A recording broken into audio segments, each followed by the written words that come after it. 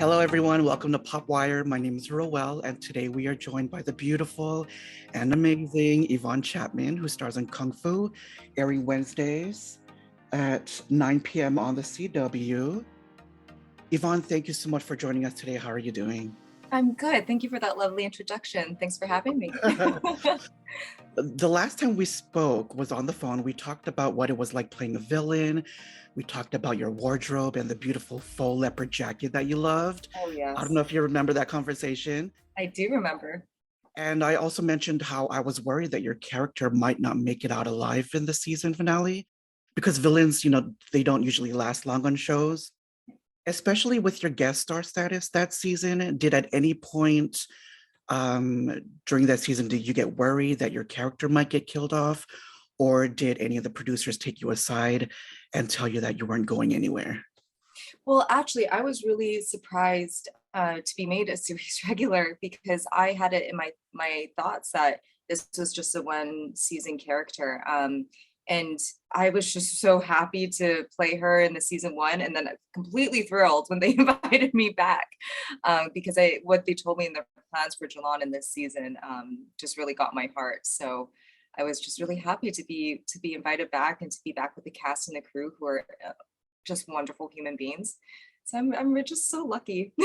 Yeah, I also wanted to congratulate you. That actually takes me into my next question. I wanted to congratulate you on returning for season two and getting promoted to series regular. I actually forgot that you had gotten promoted, but when I first saw the episode, the premiere, I saw Yeah. your name in the starring category. I was like, oh my gosh, he's Oh, thank you. Appreciate that. Thank you so so much. how did you find out that news? And then again, like if you can talk a little bit more about what your reaction was when you got that Yeah, news. I think I have to remember jolt my memory of how I remembered hearing the news. I think originally it was from my agent and my manager who gave me the news, and I was just like, oh my God, yes, of course. He said, "Do you want to come back?" I'm like, yes, yes, yes, yes, yes. And then I hopped on the phone with the amazing creators, Christina Kim and Bob Behrens, and had the chat with them. Yeah, I was just thrilled. I was just so excited that I get to come back and see what else that they had in store for her. The first two episodes of the season take place during Lunar New Year. What did you do to celebrate this year? A lot of food. I feel like that is just the norm with Asian households. And we were in Vancouver filming at the time. So I'm sure you've heard from other cast members, Mama King, who's a lovely cook. We got together and we had some really good food and potlucks and Thai Ma, who is the king of restaurants in Vancouver. Like he just knows where to go, that man. And He's so an we had this icon. Oh my God. dude. You So remember he him from Rush Hour? He played the dad. Yes, I remember. I love him. He's a lovely human being. So he brought us to this restaurant and we all went there to go eat. And oh my God, Raul, like it was so much food. I'm not complaining, but we had each had a separate table, maximum of like 4 to 6 people at per table because COVID rules, right? But he ordered a course. This was lunch, by the way. He ordered a 10-course meal, like full on Chinese banquet for each table. And on top of that, we had dim sum. And so we brought back boxes and boxes of leftovers.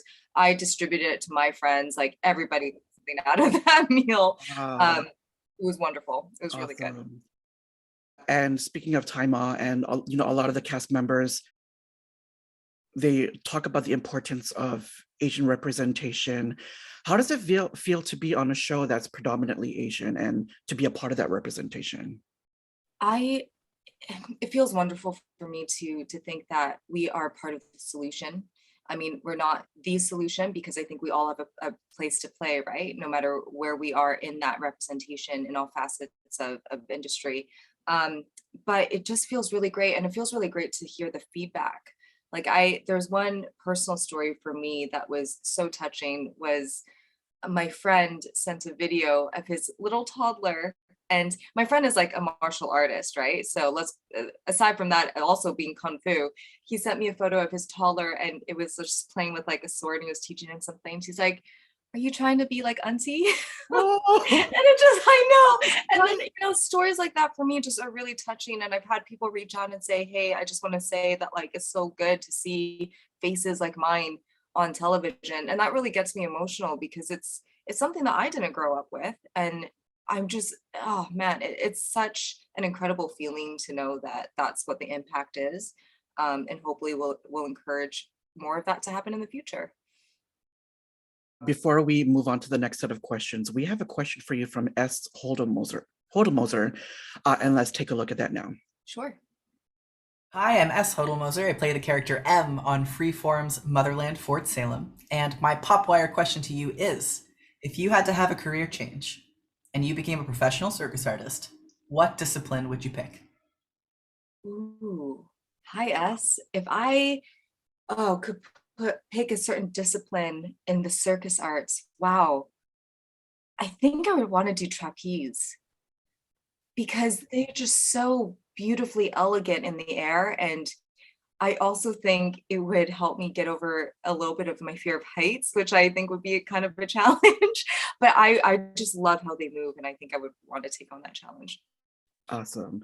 And are you in Vancouver, or are you where are you at right now? I'm in Vancouver. Oh, Vancouver. Is that where you normally live at? Yeah. The only reason why I ask is because I'm obsessed with Cirque du Soleil.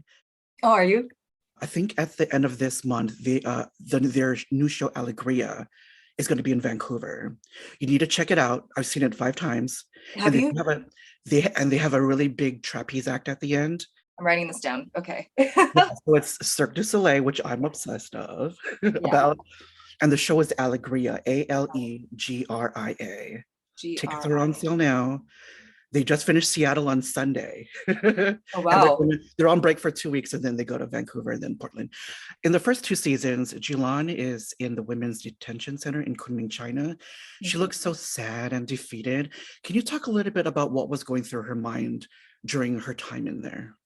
Yeah, I mean, she has been on this mission to end this man who destroyed her family for so long, the majority of her life, ever since, the idea was kind of percolated in her head growing up because she grew up motherless, as she says in the prison, to the manifestation of Pei-Ling.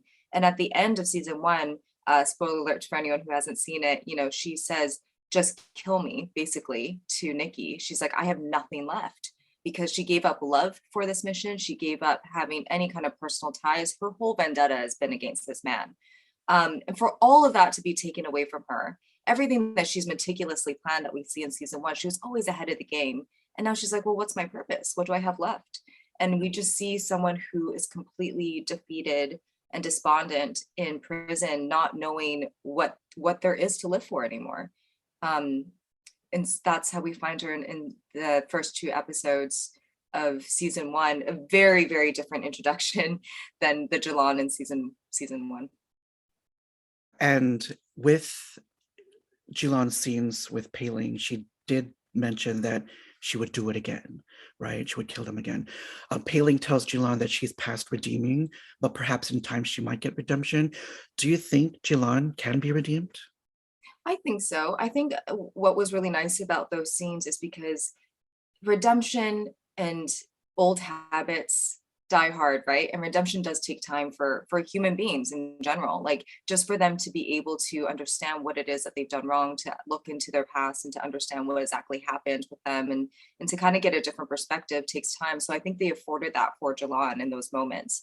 So she's really battling against herself, in my opinion, when she sees the manifestation of Pei-Ling, because she's like, you didn't do good things in your past, and you've got to confront them if you have if you ever have a hope for getting out of here, or even have a hope for redemption, or a different kind of way of life. But I think, like a lot of human beings, we can be defensive of our own actions, and so in those moments she's still battling against it. And so you are going to see a lot of discovery for her in season 2 of trying to find a new path. In the ending of the latest episode, Kung Fu, titled Year of the Tiger Part 2, Juliet and her father, Russell Tan, had sent a team to the prison to kill Zhilan. That fight scene might be the most epic one I've seen for your character. Can you talk a little bit about like the rehearsal process and what it was like to shoot that scene? it was a dream for me, like honestly, a career highlight for me. Who doesn't want to do that? Like I was just like, look, season 1 fights were fantastic on its own, but then when they presented this to me in season 2, I'm like, yes, I get to go John Wick on people's ass. Like, so kudos, and like amazing world-class stunt team that we have, who, as you're going to see in all throughout season 2, they just continue to level up with the choreography of these fights and really have it stay true to the story. And I could not have asked for a better breakout fight than that. That was incredibly badass. It was so fun.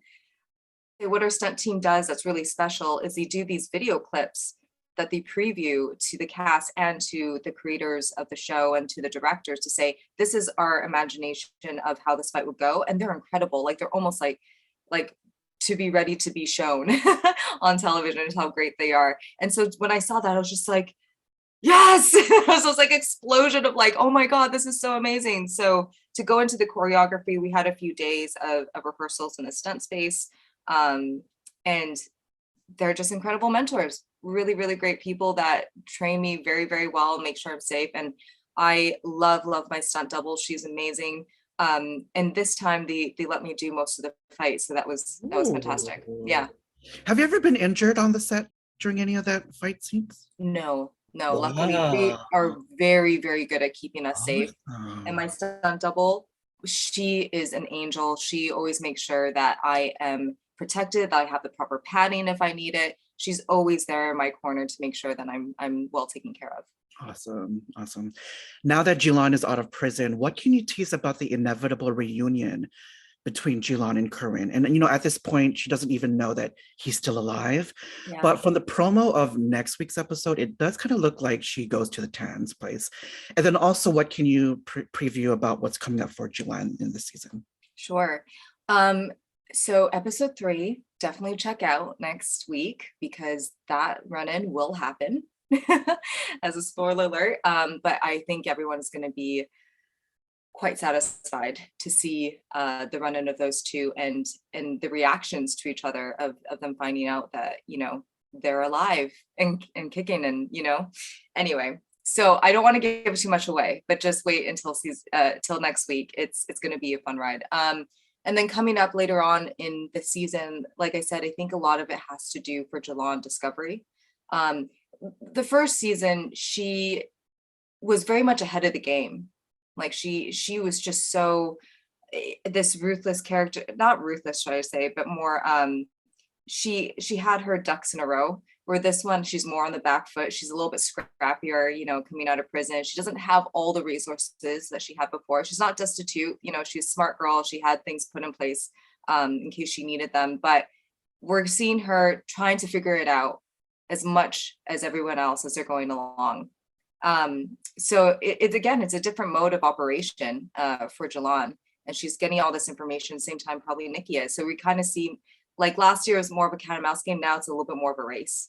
And you get to see a really interesting dynamic play out between Zhilan and Mia, the hybrid guardian and warrior. Getting to see that play out is going to be fascinating for people. And I think that also leads into my final question. For season 2 as a whole, what can you tease that will get viewers hyped up and excited about it this season? Yeah, so much. I mean, aside from what we love about the show, which is the Shen family and their dynamic and getting to see that on television, the fights, which I know a lot of people love, are leveled up, really leveled up. So if you thought the fights in season 1 were great, which they were, just wait for season 2. There's a lot more coming. If the prison fight was any indication, just you wait. Yeah. And you're going to see a lot more interplay between all of the characters, including myself, with some of them. So if you've been dying to see some run-ins, that might happen this season. Perfect. Yeah. Thank you so much, Yvonne, for your time. Thank you for everyone for watching. Don't forget to like, comment, and subscribe. And be sure to check out Yvonne Chapman in Kung Fu, airing Wednesdays at 9, 8 Central on the CW and available to stream on the CW app and CWTV.com. Thank you so much, Yvonne. Have a great day. I don't know if you're going to WonderCon, but if you are, have fun at WonderCon. I am. Are you gonna You go? are? I might. Go. We'll say hi. We'll hang. Yes. Oh, do awesome. it. Okay, perfect. I'll book my ticket right now. Do it. Oh, so great.